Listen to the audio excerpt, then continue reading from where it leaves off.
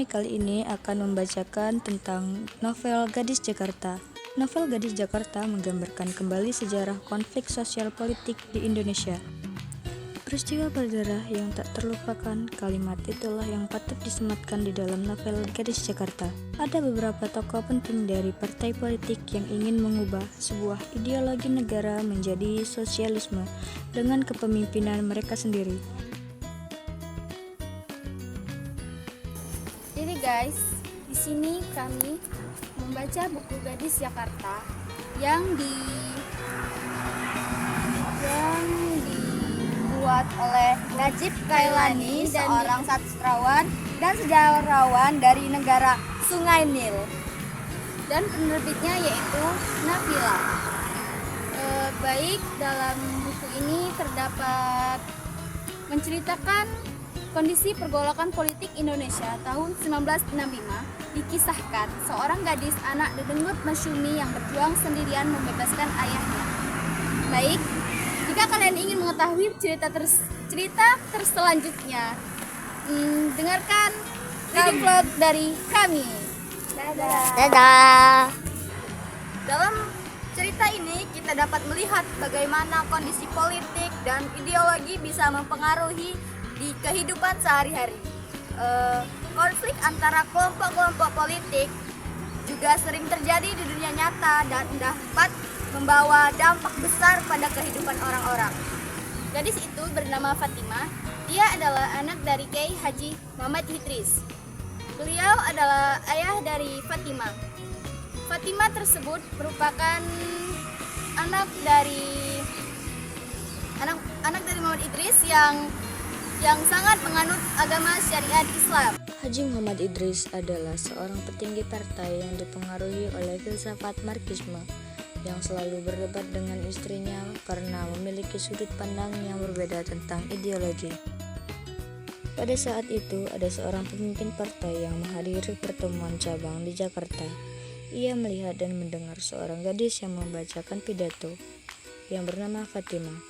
Pidatonya membahas tentang penyimpangan ideologi yang dipelopori oleh beberapa tokoh petinggi yang dianggap bertentangan dengan akidah, namun ia mengaguminya. Fatimah berpidato, ia berfirasat akan terjadi sesuatu di dalam hidupnya yang berakibat buruk kepada ayahnya. Setelah kami lanjut membaca buku ini, ternyata setelah itu Haji Muhammad Idris melakukan perjalanan atau dia berkelana selama 3 hari. Lalu ketika dia ingin pulang, dia harus melewati pulau sehingga dia menaiki kapal yang dimana di sana banyak kaum reaksioner atau petinggi partai.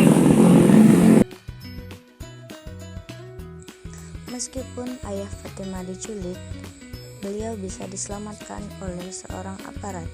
Meski aparat tersebut harus mengorbankan nyawanya sendiri untuk melindungi Haji Muhammad Idris.